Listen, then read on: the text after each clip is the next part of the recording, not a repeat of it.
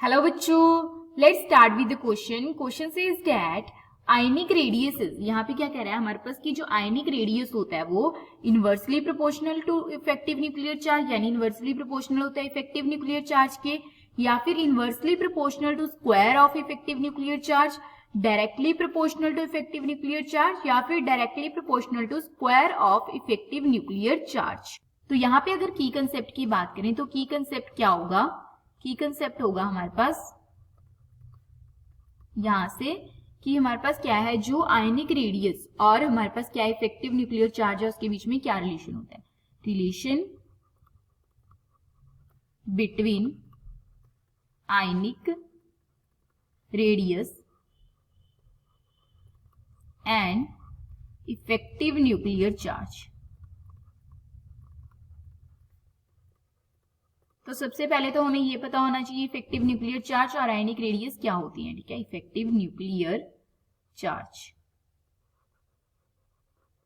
ठीक है, अब अगर हम बात करें किसी भी एटम की, तो यहाँ पे हमारे पास क्या होता है, ये क्या सपोज हमारे पास शेल्स है, ठीक है, जिनके अंदर हमारे पास क्या प्रेजेंट होते हैं, यहाँ पे प्रेजेंट होते हैं इलेक्ट्रॉन्स प्रेजेंट होते हैं। ठीक है, इलेक्ट्रॉन्स प्रेजेंट होते हैं और हमारे पास क्या होता है, जो सेंटर के अंदर क्या प्रेजेंट होता है, यहाँ पे न्यूक्लियस प्रेजेंट होता है। ठीक है, तो आयनिक रेडियस क्या होगा? सपोज यहाँ पे क्या है, कोई आयन है जिसके अंदर पॉजिटिव या नेगेटिव चार्ज है, तो यहाँ से जो हमारे पास क्या है पॉजिटिव, हमारे पास क्या होगा यहाँ सेंटर ऑफ द, यहाँ पे न्यूक्लियस से लेके हमारे पास क्या होगा, जो आउटर मोस्ट शेल तक का डिस्टेंस होगा वो क्या होगा हमारे पास वहां पे रेडियस। ठीक है, अब बात करें इफेक्टिव न्यूक्लियर चार्ज की। अब जो ये न्यूक्लियस है ये कितनी ज्यादा फोर्स ऑफ अट्रैक्शन लगा रहा है आउटर मोस्ट शेल के ऊपर, तो जितनी ज्यादा ये फोर्स ऑफ अट्रैक्शन लगाएगा उतना ज्यादा ये क्या हो जाएंगे, क्लोज आ जाएंगे।